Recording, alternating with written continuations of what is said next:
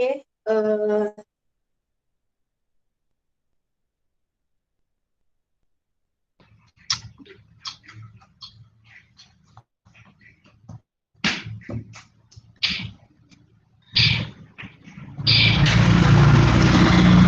ya, sekali lagi, Assalamualaikum warahmatullahi wabarakatuh. Selamat siang semuanya.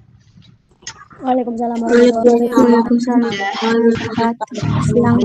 sudah hadir. Belum. Jadi hari ini ya kita akan membahas mengenai PP nomor 71 tahun 2010 ya tentang standar akuntansi pemerintah. Jadi kita ketahui bersama kalau standar akuntansi untuk pemerintah ya entitas pemerintah Indonesia itu kan menggunakan SAP. Nah, selain SAP pemerintah juga mengacu gitu ya atau berlandaskan pada ketentuan dan maaf ya berisik pinggir jalan rumahnya ya, pinggir jalan utama jadinya banyak yang lewat. Jadi selain mengacu pada SAP standar akuntansi pemerintah, standar akuntansi yang digunakan oleh entitas pemerintah di Indonesia itu juga mengacu atau berlandaskan pada peraturan dan perundang-undangan yang berlaku ya, yang mana untuk basicnya sendiri atau dasarnya untuk standar akuntansi pemerintahan adalah menggunakan PP 71 tahun 2010. Nah, di dalam PP 71 tahun 2010 ini nanti dia berisi dua lampiran. Ya, berisi dua lampiran. Ada lampiran 1 dan lampiran 2. Ya, jadi hari ini kita akan membahas mengenai isi dari PP 71 itu tentang apa, kaitannya terhadap standar akuntansi pemerintah itu seperti apa, lalu apa perbedaan atau persamaan ya antara lampiran 1 dan lampiran 2. Kenapa harus dibuat ada dua lampiran gitu ya. Itu maknanya apa, isinya seperti apa. Ini yang akan kita bahas pada hari ini. Itu Oke, kepada kelompok 5 mungkin bisa langsung aja ya, saya persilahkan untuk presentasi. Kemudian nanti setelah presentasi selesai, ya kita presentasi via Google Meet seperti biasa. Lalu kita akan melanjutkan pembahasan atau diskusi tanya jawab itu di e-learning ya. Dan tolong bagi mahasiswa untuk mengajukan pertanyaannya di forum yang sudah saya sediakan. Jangan buat forum diskusi sendiri karena nanti saya tidak dapat notifikasinya gitu ya kalau Anda mengajukan pertanyaan tidak di forum yang saya sediakan. Begitu tata tertibnya. Kemudian kepada kelompok 5 saya persilahkan untuk presentasi. Silahkan Mbak. Baik Bu, terima kasih. Assalamualaikum warahmatullahi wabarakatuh. Waalaikumsalam warahmatullahi wabarakatuh. Di sini kita dari kelompok 5 akan mempresentasikan mengenai Peraturan Pemerintah Nomor 71 Tahun 2010 tentang Standar Akuntansi Pemerintah. Di sini saya Delia Arya Safira dengan NIM 0194 dan dua teman saya yaitu Rini Nur Rahmawati dan Afifah Fadile. Peraturan Pemerintah Nomor 71 Tahun 2010 yaitu di sini saya menjelaskan mengenai definisi standar, lalu ada lampiran 1 dan lampiran 2.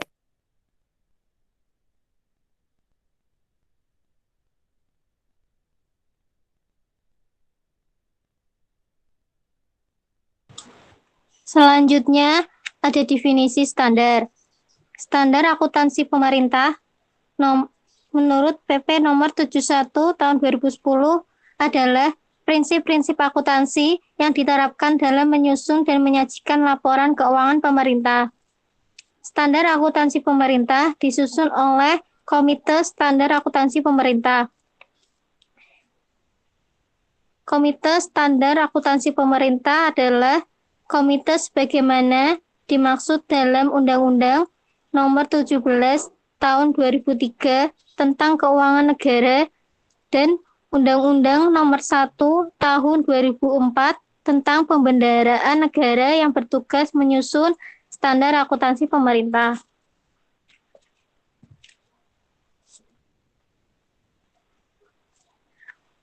PP Nomor 71 Tahun 2010 tentang Standar Akuntansi Pemerintah. Lampiran 1. Standar akuntansi pemerintah berbasis akrual berlaku sejak tanggal ditetapkan dan dapat segera diterapkan oleh setiap entitas. Berisi kerangka konseptual akuntansi pemerintah dan 12 PSAP. Berlaku sepenuhnya paling lambat tahun 2015. Lampiran 2. SAP berbasis kas menuju akrual berlaku selama masa transisi bagi entitas yang belum siap untuk menerapkan SAP berbasis akrual.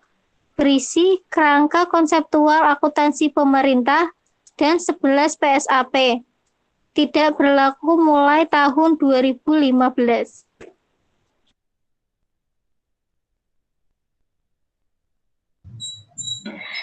Selanjutnya, di sini ada struktur lampiran 1 standar akuntansi pemerintah yang berbasis akrual. Lampiran 1 yang pertama, ada kerangka konseptual akuntansi pemerintahan. Yang selanjutnya ada PSAP 01 tentang penyajian laporan keuangan. Selanjutnya ada PSAP 02 tentang laporan realisasi anggaran berbasis kas. Selanjutnya ada PSAP 03 tentang laporan arus kas. Selanjutnya ada PSAP 04 tentang catatan atas laporan keuangan. Selanjutnya ada PSAP 05 tentang akuntansi persediaan. Selanjutnya PSAP 06 tentang akuntansi investasi. Selanjutnya PSAP 07 tentang akuntansi aset tetap. Selanjutnya ada PSAP 08 tentang akuntansi konstruksi dalam pengerjaan. Selanjutnya ada PSAP 09 akuntansi kewajiban. Selanjutnya ada PSAP 10 tentang koreksi kesalahan, perubahan kebijakan akuntansi, perubahan estimasi akuntansi, dan operasi yang tidak dilanjutkan. Selanjutnya ada PSAP 11 tentang laporan keuangan konsolidasian, dan yang terakhir PSAP 12 tentang laporan operasional. Nah, untuk lampiran 1 itu basis akuntansinya menggunakan basis akrual. Apa sih basis akrual itu? Basis akrual itu adalah basis akuntansi yang mengakui pengaruh transaksi dan peristiwa lainnya pada saat transaksi dan peristiwa itu terjadi, tanpa memperhatikan saat kas atau setara kas dibayar atau diterima. Dalam konteks daerah, pengakuan dan pencatatan transaksi pada basis akrual adalah sebagai berikut. Yang pertama ada pendapatan. Pendapatan itu diakui dan dicatat pada saat timbulnya hak dan tidak semata-mata pada saat kas masuk ke kas daerah. Yang kedua ada belanja. Belanja diakui atau dicatat pada saat timbulnya kewajiban atau tidak selalu pada saat kas keluar dari kas daerah. Yang ketiga ada aset. Aset diakui pada saat potensi ekonomi masa depan diperoleh dan mempunyai nilai yang dapat diukur dengan andal.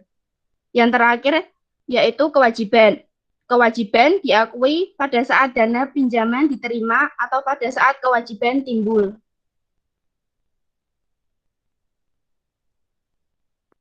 Proses penyusunan SAP basis akrual. Yang pertama yaitu identifikasi topik untuk dikembangkan menjadi standar. Tahap ini merupakan proses pengidentifikasian topik-topik akuntansi dan pelaporan keuangan yang memerlukan pengaturan dalam bentuk pernyataan standar akuntansi pemerintahan. Yang kedua yaitu pembentukan kelompok kerja di dalam KSAP. Komite Standar Akuntansi Pemerintahan dapat membentuk pembentukan kelompok kerja yang bertugas membahas topik-topik yang telah disetujui. Keanggotaan pembentukan kelompok kerja ini berasal dari berbagai instansi yang kompeten di bidangnya. Yang ketiga, ada riset terbatas oleh kelompok kerja. Untuk pembahasan suatu topik, Pembentukan kelompok kerja melakukan riset terbatas terhadap literatur. Standar akuntansi yang berlaku di berbagai negara, praktik-praktik akuntansi yang sehat, peraturan-peraturan, dan sumber-sumber lainnya yang berkaitan dengan topik yang akan dibahas. Yang keempat, ada penulisan draft standar akuntansi pemerintah oleh kelompok kerja. Berdasarkan hasil riset terbatas dan acuan lainnya, pembentukan kelompok kerja menyusun draft standar akuntansi pemerintah. Draft yang telah selesai disusun selanjutnya dibahas oleh pembentukan kelompok kerja. Kelima, pembahasan draft oleh komite kerja. Draft yang telah disusun oleh pembentukan kelompok kerja dibahas oleh anggota komite kerja. Pembahasan diutamakan pada substansi dan implikasi penerapan standar. Dengan pendekatan ini diharapkan draft tersebut menjadi standar akuntansi yang berkualitas. Pembahasan ini tidak menutup kemungkinan terjadi perubahan-perubahan dari draft awal yang disusulkan oleh pembentukan kelompok kerja. Pada tahap ini, komite kerja juga melakukan diskusi dengan Badan Pemeriksa Keuangan untuk menyamakan persepsi. Yang keenam, pengambilan keputusan draft untuk dipublikasikan. Komite kerja berkonsultasi dengan komite konsultatif untuk pengambilan keputusan peluncuran draft publikasian standar akuntansi pemerintah. Yang ketujuh, peluncuran draft standar akuntansi pemerintah atau exposure draft. Komite Standar Akuntansi Pemerintah melakukan peluncuran draft standar akuntansi pemerintah dengan mengirimkan draft standar akuntansi pemerintah kepada stakeholders, antara lain masyarakat, legislatif, lembaga pemeriksa, dan instansi terkait lainnya untuk memperoleh tanggapan. Yang kedelapan, dengar pendapat publik terbatas atau limited public hearing dan dengar pendapat publik atau public hearing. Dengar pendapat dilakukan 2 tahap, yaitu dengar pendapat publik terbatas dan dengar pendapat publik. Dengar pendapat publik terbatas dilakukan dengan mengundang pihak-pihak dari kalangan akademisi, praktisi, pemerhati akuntansi pemerintah, dan masyarakat yang berkepentingan terhadap standar akuntansi pemerintah untuk memperoleh tanggapan dan masukan dalam rangka penyempurnaan draft publikasian. Dengar pendapat publik merupakan proses dengar pendapat dengan masyarakat yang berkepentingan terhadap standar akuntansi pemerintah. Tahapan ini dimaksudkan untuk meminta tanggapan masyarakat terhadap draft standar akuntansi pemerintah. Yang kesembilan, yaitu pembahasan tanggapan dan masukan terhadap draft standar akuntansi pemerintah. Komite Standar Akuntansi Pemerintah melakukan pembahasan atas tanggapan atau masukan yang diperoleh dari dengar pendapat terbatas, dengar pendapat publik dan masukan lainnya dari berbagai pihak untuk menyempurnakan draft standar akuntansi pemerintah. Yang terakhir, ke-10, finalisasi standar. Dalam rangka finalisasi draft standar akuntansi pemerintah, Komite Standar Akuntansi Pemerintah memperhatikan pertimbangan dari BPK, Badan Pemeriksa Keuangan. Di samping itu, tahap ini merupakan tahap akhir penyempurnaan substansi, konsistensi, koherensi maupun bahasa. Finalisasi setiap PSAP ditandai dengan penandatanganan draft PSAP oleh seluruh anggota KSAP. Selanjutnya yaitu perubahan PSAP. Perubahan PSAP ini terdapat dalam pasal 5. Yang ayat 1 yaitu dalam hal diperlukan perubahan terhadap PSAP sebagaimana dimaksud dalam pasal 4 ayat 2. Perubahan tersebut diatur dengan peraturan Menteri Keuangan setelah mendapat pertimbangan dari Badan Pemeriksa Keuangan. Ayat 2, rancangan perubahan PSAP sebagaimana dimaksud pada ayat 1 disusun oleh Komite Standar Akuntansi Pemerintah sesuai dengan mekanisme yang berlaku dalam penyusunan standar akuntansi pemerintah. Ayat 3, rancangan perubahan PSAP sebagaimana dimaksud pada ayat 2 disampaikan oleh Komite Standar Akuntansi Pemerintah kepada Menteri Keuangan. Ayat 4, Menteri Keuangan menyampaikan usulan rancangan perubahan PSAP sebagaimana dimaksud pada ayat 3 kepada Badan Pemeriksa Keuangan untuk mendapatkan pertimbangan. Selanjutnya,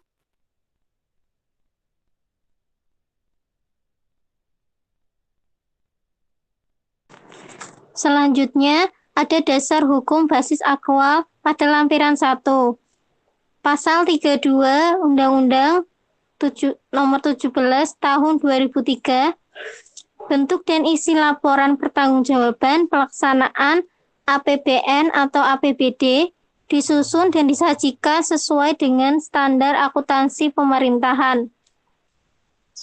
Pasal 36 ayat 1 Undang-Undang Nomor 17 Tahun 2003 bahwa selama pengakuan dan pengukuran pendapatan dan belanja berbasis aktual belum dilaksanakan, digunakan pengakuan dan pengukuran berbasis kas. Pengakuan dan pengukuran pendapatan dan belanja berbasis aktual dilaksanakan paling lambat 5 tahun.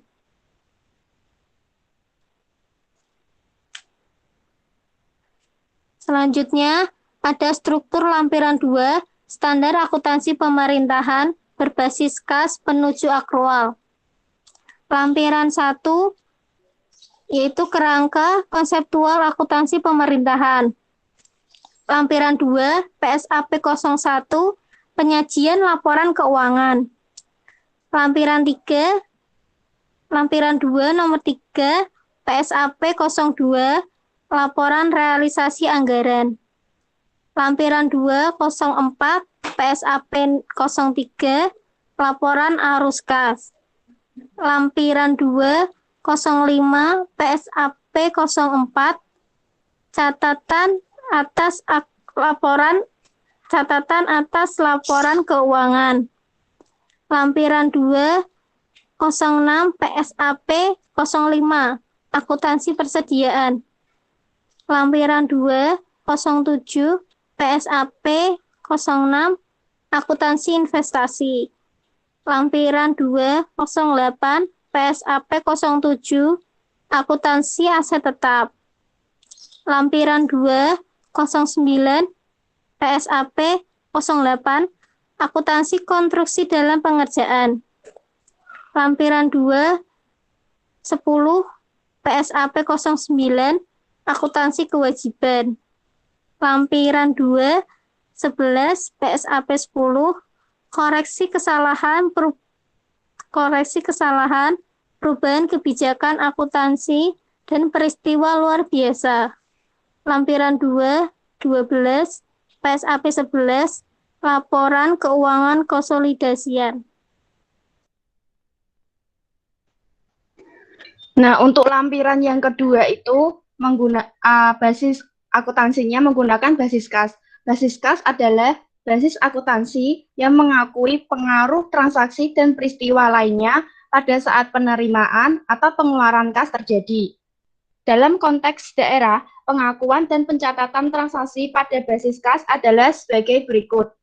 Yang pertama ada pendapatan. Pendapatan itu diakui pada saat kas diterima di rekening kas umum negara atau daerah atau oleh entitas pelaporan. Yang kedua ada belanja. Belanja itu diakui pada saat kas dikeluarkan dari kas umum negara atau daerah atau entitas pelaporan. Dan yang ketiga ada pembiayaan. Penentuan sisa pembiayaan anggaran baik lebih ataupun kurang untuk setiap periode tergantung pada selisih realisasi penerimaan dan pengeluaran. Pendapatan dan belanja bukan tunai seperti bantuan pihak luar asing dalam bentuk barang dan jasa disajikan pada laporan realisasi anggaran. Next. Selanjutnya ada perbandingan manfaat basis kas dan basis aktual. Pada kriteria yang pertama ada pemahaman. Yang basis kas itu sederhana tapi tidak lazim bagi kebanyakan orang. Sedangkan pada basis aktual kompleks tapi lebih lazim bagi kebanyakan orang.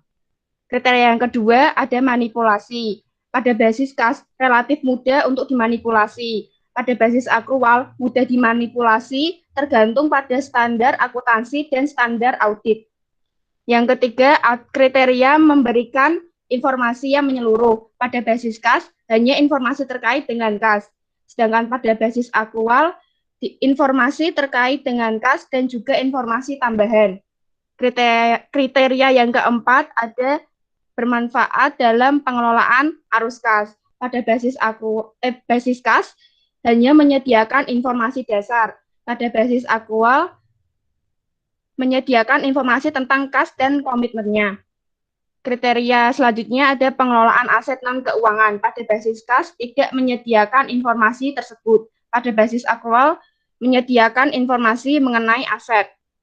Kriteria yang terakhir dapat diperbandingkan. Pada basis kas, negara-negara pengguna basis kas memiliki format yang berbeda-beda, sehingga tidak konsisten dengan negara lain. Pada basis akrual, negara-negara pengguna basis akrual menggunakan standar akuntansi yang berbeda-beda, sehingga tidak konsisten dengan negara lain.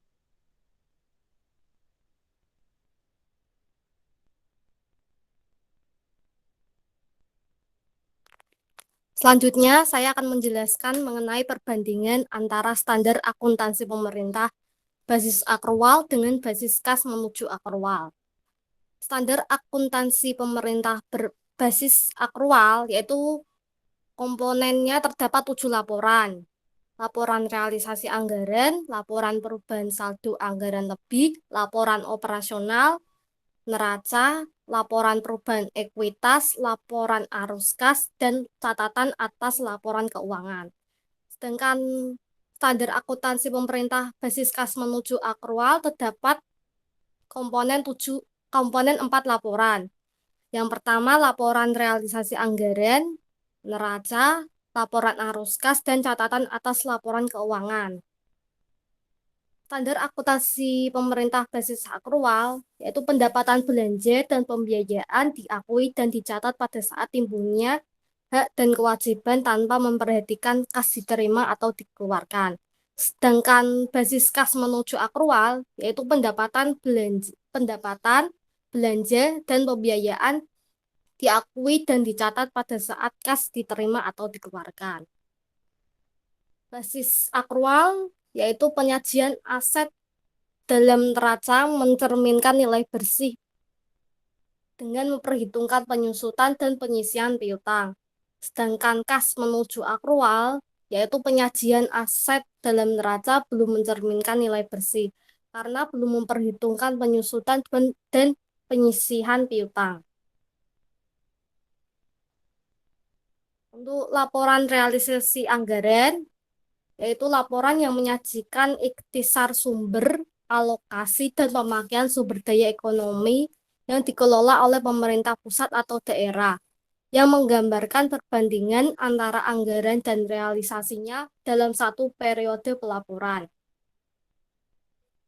Laporan perubahan saldo anggaran lebih, yaitu menyajikan informasi kenaikan atau penurunan saldo anggaran lebih tahun pelaporan dibandingkan dengan tahun sebelumnya. Untuk neraca, yaitu neraca menggambarkan posisi keuangan suatu entitas pelaporan mengenai aset, kewajiban, dan ekuitas pada tanggal tertentu. Yang selanjutnya yaitu laporan operasional.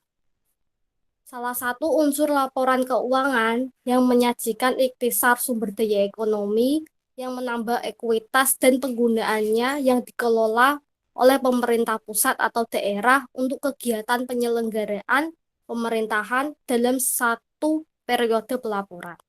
Selanjutnya akan dijelaskan oleh rekan saya. Selanjutnya ada laporan arus kas. Adalah bagian dari laporan finansial yang menyajikan informasi penerimaan dan pengeluaran kas selama periode tertentu yang diklasifikasikan berdasarkan aktivitas operasi, investasi, pendanaan, dan transitoris. Selanjutnya ada laporan perubahan ekuitas, menggambarkan pergerakan ekuitas pemerintah daerah. Laporan perubahan ekuitas disusun dengan menggunakan data ekuitas awal, dan data perubahan ekuitas periode berjalan yang salah satunya diperoleh dari surplus atau defisit laporan operasional. Selanjutnya ada catatan atas laporan keuangan.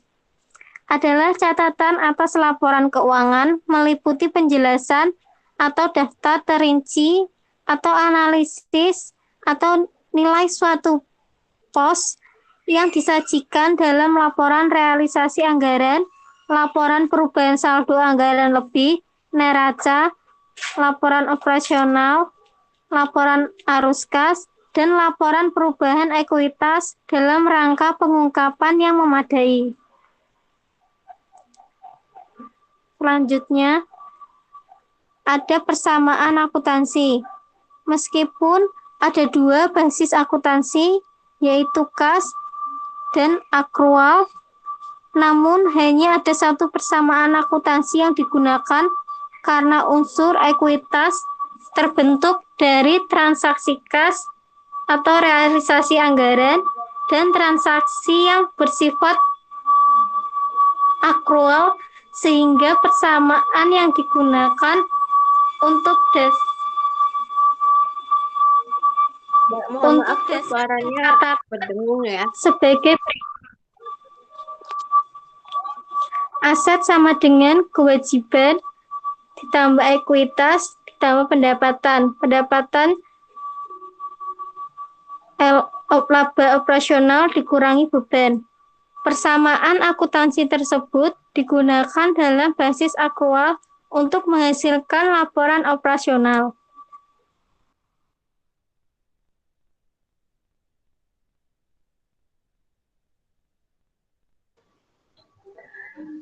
Berikut ini ada contoh soal penerapan akuntansi yang berbasis kas dan basis akrual.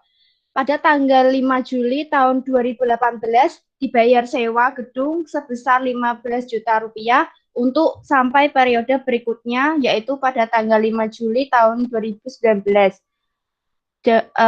Basis akrual jurnalnya pada tanggal 5 Juli, debitnya sewa dibayar di muka pada kas, yaitu sebesar 15 juta rupiah. Pada basis akrual, tanggal 5 Juli, debitnya beban sewa pada kas sebesar 15 juta rupiah.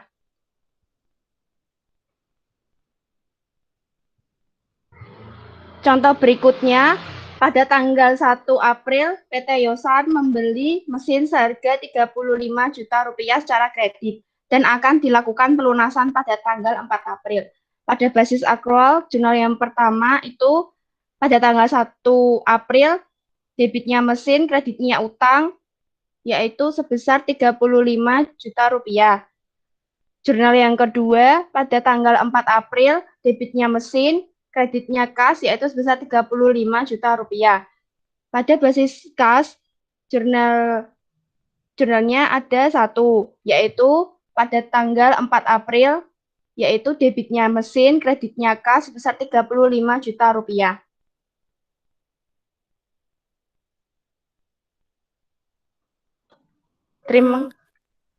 Terima kasih untuk bisa dilanjut pertanyaan di e-learning, mungkin Oke, kembalikan ya, kepada terima Bu kasih. Afifah. Iya, terima kasih pada kelompok 5 ya atas penjelasan materinya.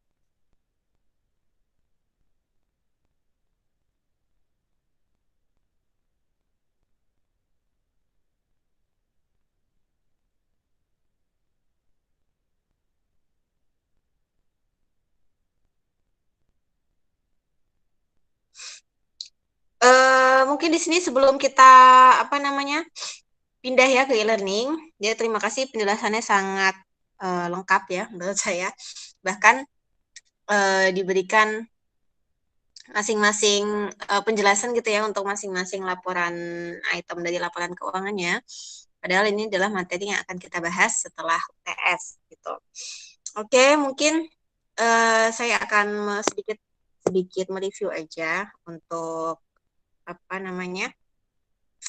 materi hari ini ya. Jadi PP nomor 71 tahun 2010 ini dia fungsinya itu menggantikan PP sebelumnya yang mengatur tentang standar akuntansi pemerintah.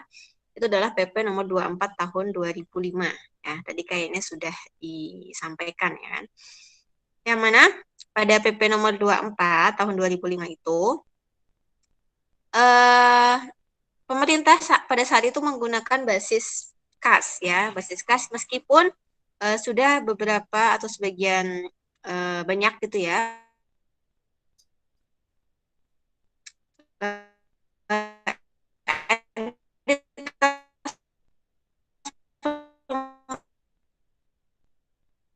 pemerintah yang lain itu sudah menggunakan basis akrual, tapi persyaratan yang diminta atau yang di apa ya berbasis kas ya. Kemudian kenapa pada akhirnya dilakukan perubahan gitu menjadi PP 71 karena memang basis kas saat ini sudah tidak relevan lagi jika digunakan.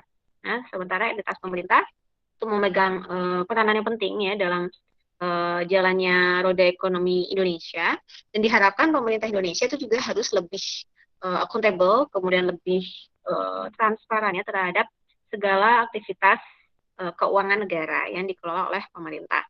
Oleh karena itu, dalam rangka mewujudkan New Public Management, penerapan New Public Management yang berkaitan dengan value of money ya,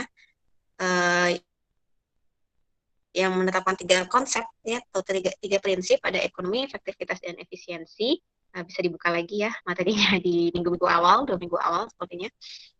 Itu jadi penggunaan basis akrual itu menjadi suatu keharusan bagi entitas pemerintah. Karena ada banyak sekali kelemahan ya di dalam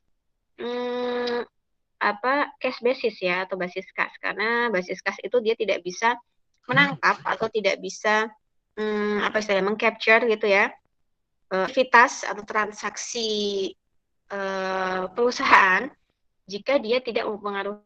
Maksudnya kalau ada suatu transaksi atau aktivitas ekonomi yang mana transaksi tersebut tidak mempengaruhi posisi kas, maka pencatatannya ditunda atau pencatatannya tidak dilakukan. Itu kalau menggunakan basis kas. Sementara kalau basis akrual itu tidak harus menunggu tidak harus menunggu transaksi itu mempengaruhi kas baru dilakukan pencatatan. Tadi sudah disampaikan bentuk-bentuk contohnya penyebab basis akrual. Paling gampangnya gini, Anda misalnya jualan HP ya, si A jual HP kepada B. Kemudian si B ini tanggal 8 kan ya. Si B akan membayar HP yang dibelinya oleh si A itu pada tanggal 10, berarti 2 hari yang akan datang. Nah, transaksi cash basis, pencatatan penjualan di tanggal 8 ini tidak terjadi. Ya, pencatatan penjualan di tanggal 8 ini dicatatnya besok setelah A menerima uang dari B. Karena basisnya adalah kas. Tapi kalau pencatatan secara akrual, ya meskipun si A belum menerima uang dari B di hari ini, di tanggal 8 ini, namun transaksi pembeliannya sudah harus dicatat. Ini si mencatat penjualan, ya penjualan HP, kemudian timbul piutang, ya karena bagi si A belum menerima pendapatan. Nah, sehingga di tanggal 10 jualan lagi atau bukan pendapatan lagi, tetapi adalah kas dan piutang. Piutang yang berkurang, kasnya bertambah karena dia menerima kas gitu ya. Itulah sedikit kelemahan ya dari, bukan sedikit, kelemahan terbesar atau kelemahan utama dari basis kas ya, tidak bisa mengcapture atau tidak bisa merecord transaksi ekonomi atau aktivitas ekonomi yang sebenarnya terjadi mempengaruhi posisi kas. Oke, itu adalah sedikit untuk implementasi ya dari cash basis dan accrual basis. Lalu berikutnya PP 71 ini berisi tentang 2 lampiran ya, di situ sudah disampaikan. Aduh, siapa nih yang baru hadir? Berisi 2 lampiran yang mana ada lampiran 1 dan lampiran 2. Ya. Untuk lampiran 1 paling gampangnya adalah lampiran 1 itu accrual basis, lampiran 2 adalah cash basis menuju accrual basis. Jadi di lampiran 2 itu berisi persiapan-persiapan, ya, perpindahan peraturan atau perpindahan standar akuntansi yang asalnya menggunakan cash basis menjadi accrual basis. Jadi bagi entitas pemerintah yang saat itu belum pernah menggunakan accrual basis, ya dia bisa menggunakan standar ya dari lampiran 2 PP 71 tahun 2010.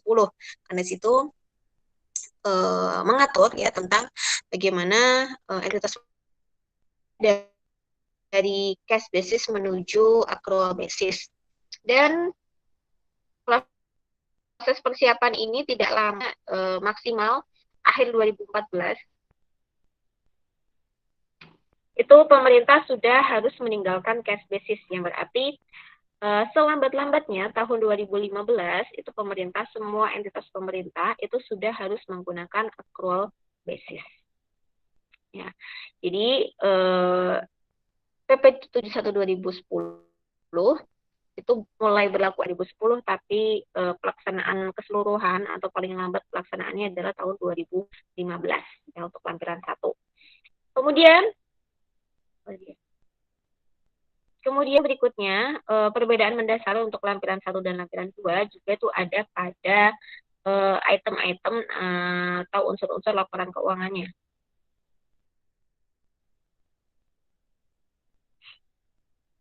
Ya, kalau di lampiran 2 bisa dilihat ya untuk cash basis itu ada 4 laporan keuangan.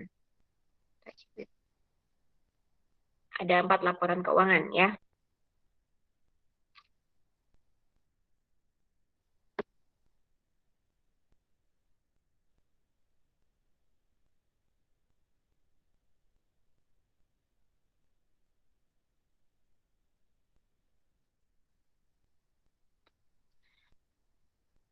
Ya, jadi di apa namanya?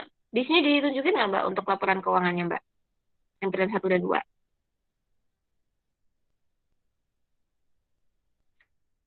Ya, jadi di apa namanya? Di lampiran 2 itu laporan atau neraca, kemudian ada laporan arus kas, ada catatan atas laporan keuangan, dan satu lagi kalau tidak salah itu laporan realisasi anggaran. Ya, coba nanti tolong dicek di PPT-nya. Kemudian untuk isi dari lampiran 1 itu pada umumnya atau dikelompokkan 2 ya. Satu ada financial report, yang kedua ada budgetary report. Yang budgetary report itu terdiri dari dua laporan, yaitu laporan realisasi anggaran dan laporan perubahan saldo anggaran lebih atau laporan perubahan sal. Untuk laporan financial report atau laporan keuangannya itu terdiri dari 5 ya, yaitu yang pertama ada neraca atau laporan posisi keuangan, kemudian ada laporan soalnya putus-putus. Sampai mana tadi ya? Laporan posisi keuangan atau neraca, terus ada laporan arus kas, laporan perubahan ekuitas, kemudian ada tambahan laporan operasional ya, dan terakhir adalah laporan catatan atas laporan keuangan.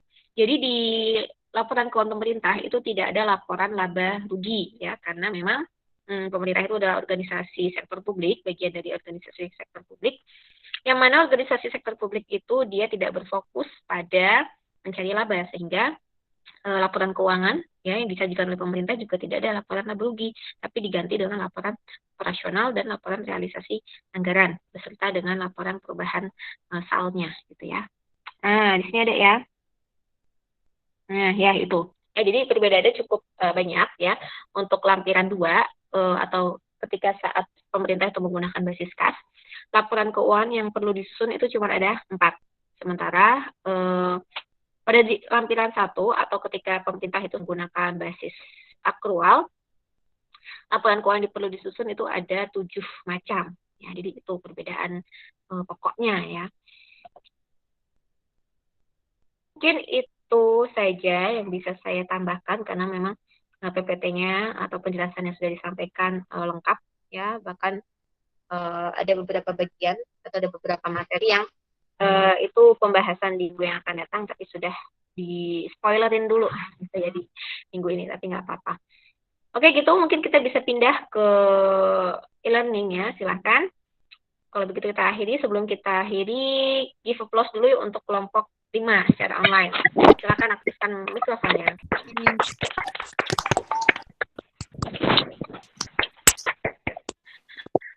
Oke, akhir kata mohon maaf jika ada kesalahan ya, kalau ada salah informasi yang disampaikan, saya tolong diingatkan ya di WhatsApp gitu, misalnya Bu salah Bu, harusnya lampiran 2 tuh isinya kayak gini, tadi Ibu menyampaikannya seperti ini gitu, nggak apa-apa, saya tolong dikoreksi ya. Wassalamualaikum warahmatullahi wabarakatuh, sampai berjumpa di minggu depan.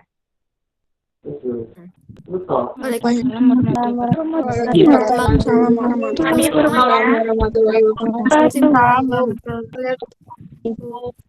Tolong lift semuanya. Oke, di sini sinyal saya jelek banget, lagi jelek. Dadah.